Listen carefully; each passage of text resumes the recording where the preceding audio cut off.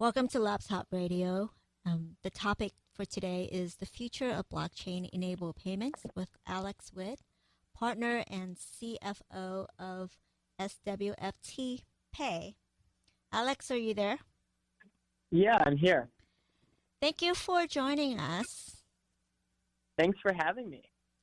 Yeah, let's start talking about fintech and blockchain. For sure. So why don't you tell us a little about yourself and what is your story and how you joined SWFT? Yeah. So I started my career in the finance industry at Goldman Sachs and JP Morgan. And at the time, we produced one of the first reports on Bitcoin back in 2013. And that was sort of my initial exposure to the world of crypto. And fortunately, I did invest some. In retrospect, not enough. And simultaneously, I became quite disillusioned by the current financial system and the lack of financial inclusiveness. So, because of that initial exposure and also my sort of disillusionment with how our current system works, I viewed blockchain as a potential alternative. And I didn't really do much about it until I read the Ethereum white paper in end of 2015. So before that, I was just like, okay, this is interesting, magic internet money. But I'm not entirely clear on how to make a business out of it. Because at the time, blockchain was really just Bitcoin, the Bitcoin blockchain. And once I read the white paper on Ethereum, I realized that there are tremendous applications here. And the Bitcoin blockchain, the Ethereum blockchain really became kind of like this common language, like the JavaScript, HTML, CSS of the blockchain world, and drastically reduced the barriers to entry and created a new world of potential applications on top of it. So at that point in time, I started looking for opportunities to join the space full time. And during this time, I'd also been trading crypto. And so it was one of the biggest pain points was that the difference in exchange rates. And so unlike, Apple stock or a stock where it's only on one exchange, these underlying crypto assets are on many exchanges, which creates arbitrage opportunities between them. And what always was critical for me is that if there's so much arbitrage opportunity between different locations, that creates a lot of friction for actually using the token and cryptocurrencies. So SWFT Pay, I met up with the founder and was very intrigued by the idea because this has been a personal pain point for me of how do we deliver, easy, one-stop, cross-blockchain, best execution without, users needing to have multiple accounts on multiple exchanges. So that was kind of the beginning of my journey with SWFT Pay, and also how I got involved with the crypto space. I wanted to ask you about the traditional system of payments in banks, because I think, me coming from a payments background, I think it's really important to distinguish, the two a little bit. So what we currently have is the banks. We have the clearinghouse. So we have, and then of course networks and gateways. So there's in that ecosystem, there is a network of how funds circulate, and every point has different costs. So can you just talk a little bit about that, like? Yeah. Awesome. Yeah. So I would say a couple things. So firstly, if I remember correctly, I think, Michelle, you were at PayPal before. Is that right? Correct. So even like with PayPal, the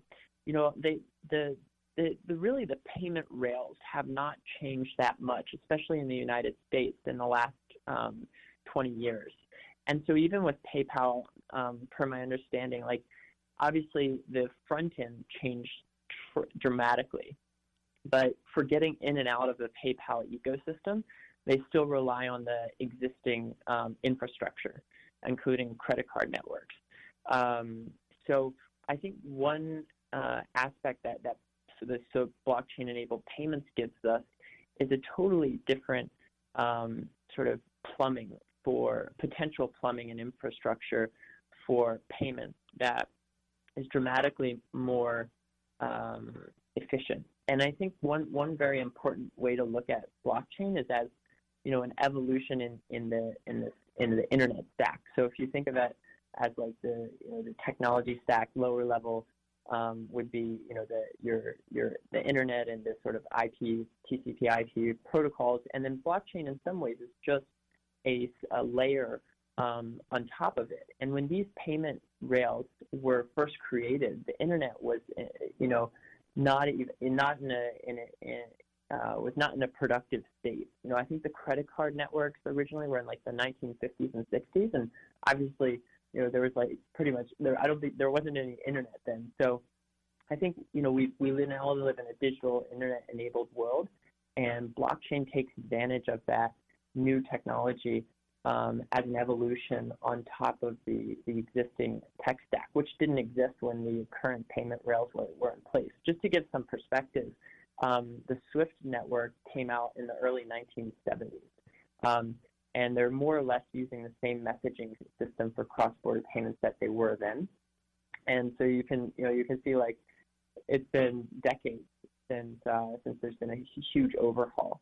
But one thing I would also like emphasize is like a new approach to sort of look at crypto, and is that with cryptocurrencies and Bitcoin, it's not only a currency, it's actually also a payment network. So Bitcoin is both a currency, as an example, and also a payment network that is sort of has all the settlement and clearance mechanisms built into it. So yeah, those would sort of be my initial comments. So with SwiftPay, can you tell us a little about it and how it works? Sure. Yeah. So what we're trying to do is solve the issues around interoperability and best execution. So we are taking a hybrid approach of using both smart contracts and multiple markets to deliver we call it one-stop cross-chain execution. So to break it down, in the current cryptocurrency arena, there's a few problems. One is that it's difficult to go from a cryptocurrency on one blockchain to a cryptocurrency on another blockchain. And originally, this wasn't an issue at all because you just had one blockchain, the Bitcoin blockchain. But after Ethereum came out and became popularized in 2015, 2016, you now have multiple blockchains, which is great from many perspectives of creating new application-specific blockchains and enables new use cases, but it also creates an issue of interoperability. And so our product basically finds the best cross pairs to reach execution for cross exchange. So you can, as a user, go directly from a cryptocurrency on the Ethereum blockchain to an altcoin on the EOS blockchain, and that allows you to go directly from point A to B without knowing, exactly what happens under the hood. And then that other issue I was mentioning is because these underlying assets are on major exchanges, there comes the issue that you might not be getting the best rate. And if you think you're not getting the best rate, the likelihood of you using the token goes down dramatically. So we are basically an arbitrage fund for the people. So on the back end, we have multiple API calls to give best execution to users. So The sort of liquidity is a hybrid model, one from those API calls I mentioned, and two from what are called banker protocols. And these banker protocols just deal with reserves of current cryptocurrency that can be used to supplement the market in times of volatility or irrational price movements. How are you different from PayPal? So we're crypto native. So our focus is 100% on crypto to crypto, and we are. So we do offer a lot of stablecoin support. So U.S. dollar stablecoins, over 10 different U.S. dollar stablecoins on multiple blockchains, over euros stablecoins. So we have one-to-one peg to fiat, but we don't actually touch fiat ourselves. Okay, so let's talk about the formation of the company. Mm-hmm. So when did the founders come up with the idea? And I guess for you personally, what was your aha moment? Yeah, so it was back in 2017, and this was during a period where you had differences in exchange rates of up to 5% on exchanges. So you could literally buy on one exchange, transfer, sell on another, and effectively make a riskless profit. Now, from our perspective, that's great if you're a trader, but if you're trying to make sure that this is actually used, it's not likely. So to take you through the psychology of a potential user of crypto, and when I say user of crypto, that could be in a game. In some cases, it could be for gambling. But just generally speaking, use cases are limited when you have a significant exchange rate upon going from point A to B. And the psychology there is basically if you transfer the money because you only have an account on exchange A, and you look and you see exchange B has a better rate, but you don't have an account there, you need to, in small amounts, you basically cannot take advantage of that because there's a withdrawal fee for the exchange. And so when you transfer from point A to point B and make that exchange, then you're basically, relative to exchange B, losing out on that rate. And for many people, if they feel they're getting a bad deal, looking at that exchange differential, they just don't use it, which means that they don't, instead of using it to play the game or using it for gambling or a smart contract, instead it sort of resides in only the world of speculation. So that was, that sort of huge differential was the aha moment where we realized if we want to make crypto used for more than just a tool of speculation, we need to be able to eliminate this price differential. Interesting. I'm very excited about payments and blockchain and how it's going to disrupt the fintech space, because I think that it is important. It just seems like we want more of an abundant world where people can survive and thrive. So with that said, what is your vision for payments? What is, and how does that mean for the future of blockchain? Yeah. So I think we now have the tools available to us to enable near costless transfer of value across time and space, which is extraordinarily profound. So to give you some background in statistics, according to World Bank, almost 2 billion people in the world are unbanked or underbanked. So we have almost a third of the world's population really isn't actively involved in global commerce as a result of this, as a simple consequence. And that's, I mean, you can understand why. So if you're relying, for example, on the SWIFT network, they have a $30 fee for exchanging money across borders as a flat fee, and many people in the world make less than $10. In fact, over 1 billion people in the world make less than $5 per day. So because of this cost, you've effectively excluded a huge segment of the world's population. And with the current tools we have available with blockchain, that's completely unnecessary. So the vision is that we will have a world where payments become as cheap and easy as sending an email. So right now, if you log into Gmail or whatever mail service you use, it's virtually costless for you to send that email. I mean, in some cases, if you want a business email, you have to pay a little bit of a fee, but for most emails, you aren't paying anything.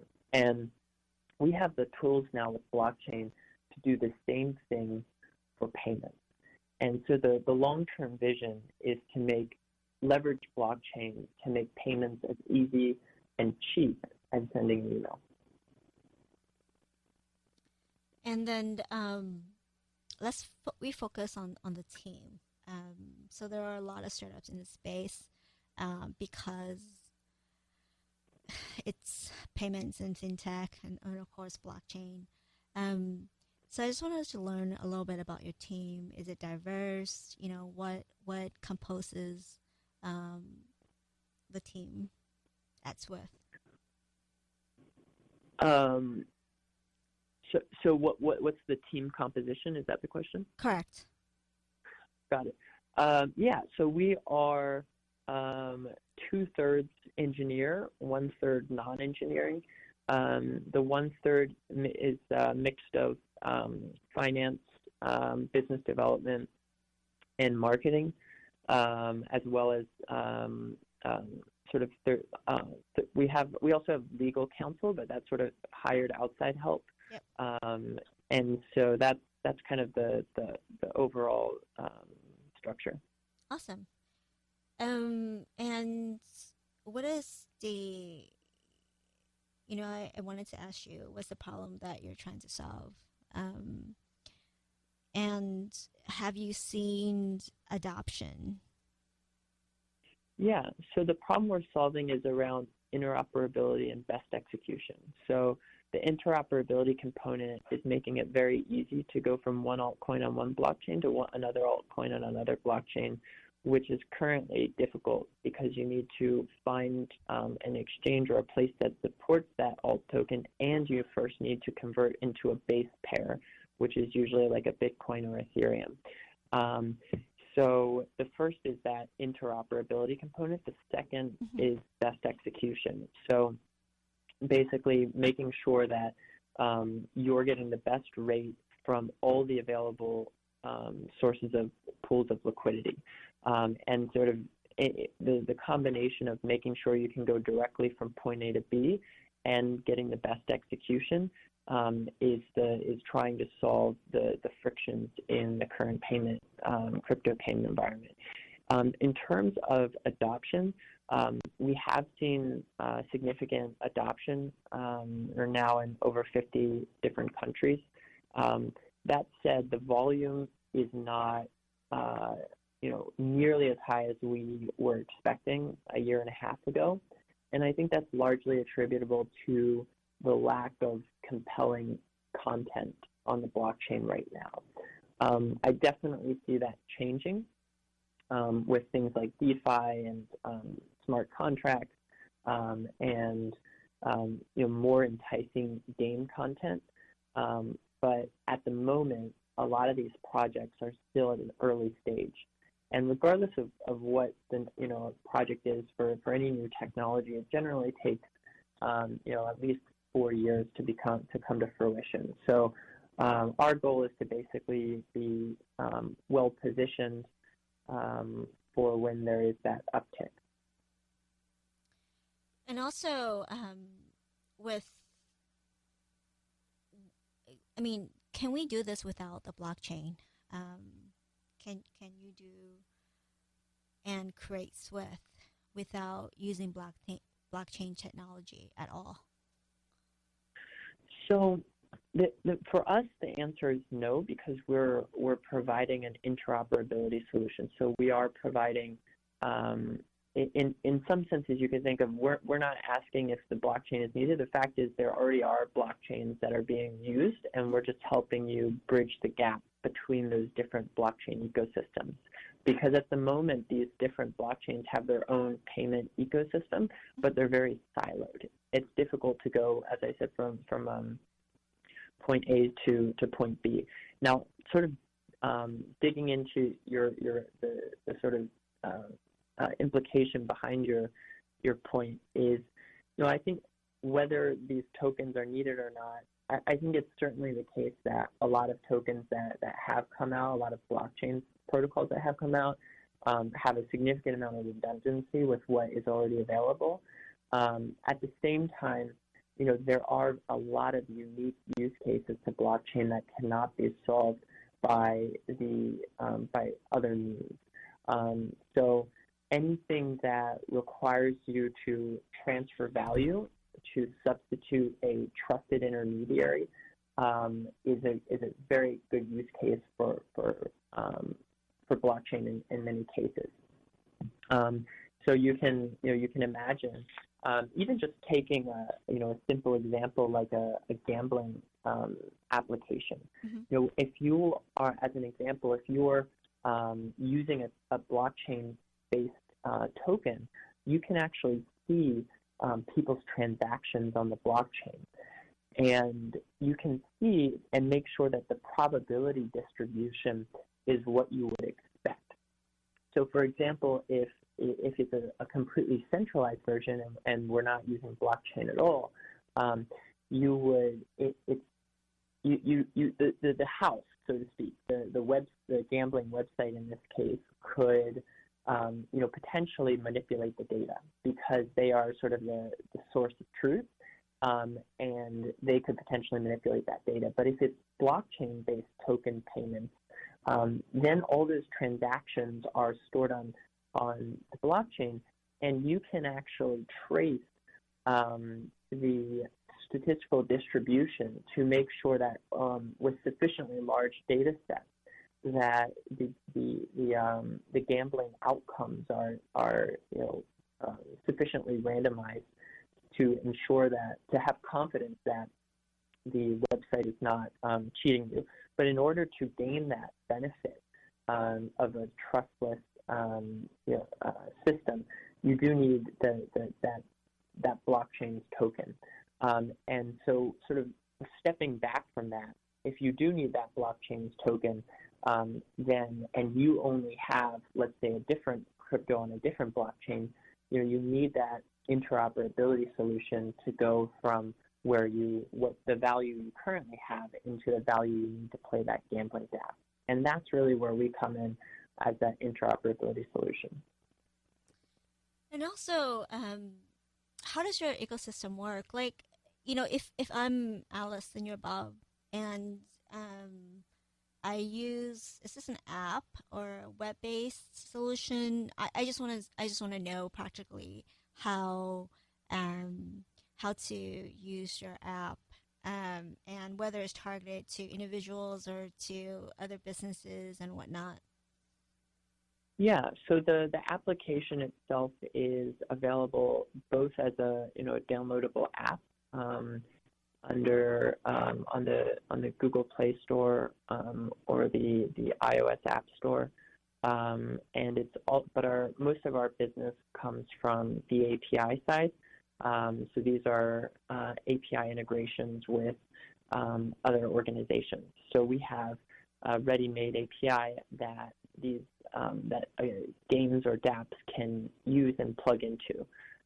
So we have a sort of to-C component of the business, but the to-B side is bigger. Awesome. And do you have any competitor? Yeah, we definitely have competitors in the space. So the, they're all of them are slightly different in their approach, but at a high level, you could consider, for example, like a shapeshift as or a changely as one type of competitor. You could also consider, like a Coinbase as a different kind of competitor, but we all have different approaches. So Coinbase is obviously, as an example, a centralized platform that is, at least at the moment, more geared towards buying and holding, and trading and investing, as opposed to sort of a plug-in application API. And again, we have both decentralized, meaning non-custodialized services. So in the case of like Shapeshift or Changely, they use very different models from us. So Changely, for example, they work more directly with the projects themselves to source liquidity in many cases. And we are basically trying to get a real market rate and using smart contracts in combination when the market is not stable to sort of get best execution. So certainly lots of tangential or indirect competitors. And I think that's awesome. If the interoperability issue is solved by somebody other than us, I'd be very happy as well, because I think the space needs more perspectives, more approaches, and I think the more approaches, the likelier we are to find the optimal solution. And are you guys a global company? Yeah, we're over 50 different countries. We have users in 50 different countries. Okay, and can we download your app now, or do you have to be outside of the United States? So you can download the app now. The functionality in the United States is very limited. So basically, it's available for download in the United States, but due to abiding by certain regulatory requirements, the functionality is including certain currency pairs are much more limited for U.S.-based users. And what is one advice that you would like to provide to the larger community? Yeah, I think, if I were to just say one piece of advice, it would be to start with the problem and then see if blockchain is a tool that can help you solve that problem. So what I've seen a lot of in the past 2 years since joining SWFT Pay is people wanting to do something with blockchain and crypto and then trying to find a solution with it. I think the companies that start with a problem and discover in finding that process of finding a solution that blockchain is the best is a much healthier and more sustainable approach. I think at the end of the day, businesses at a very core level are just people coming together to create problems and products and services that solve problems. So my biggest piece of advice would be start with the problem and see if blockchain is the right tool to help you find a solution to that problem. If it's not, you don't use it. Yeah, I mean, it's very interesting because sometimes people focus on vision and then they work backwards. And sometimes, people look at the problem and they basically solve it with different technology. And I think it's awesome because I think we can make something better. Why not, right? Because that's how we change society and make the next, couple years, which is the future, a lot better. So for do you think that just with that said, do you think that we will have your vision, the vision that you discussed earlier, in the next 5 years? I think so. I'm actually optimistic, and the reason I say that is that the pace of development in the blockchain world is extraordinary. It's extraordinarily fast, and part of the reason for that is it is a global open source community that is working together to push forward this space. And it's unique relative to other industries in that you have a global community of people who are innovating and contributing to the ecosystem, which means that you have accelerated progress. And so I think the cross blockchain solution, in my mind, since we started, has largely been solved, and not just by us but by other players. So in the future, if we find that our solution can be better accomplished by somebody else, we would be very happy to move on to problems that we see as existing, and then sort of keep going through until a lot of those big problems are solved. And where could folks learn more about SwiftPay? Yeah, you can go to the website, SWFT.pro, Swift.pro. Thank you, Alex. Yeah, thank you. Thank you for hosting me. Yeah, this is awesome. Super interesting, and learn a lot from you. Thank you again. Perfect. Thank you, Michelle. Appreciate it. Bye-bye. Bye-bye.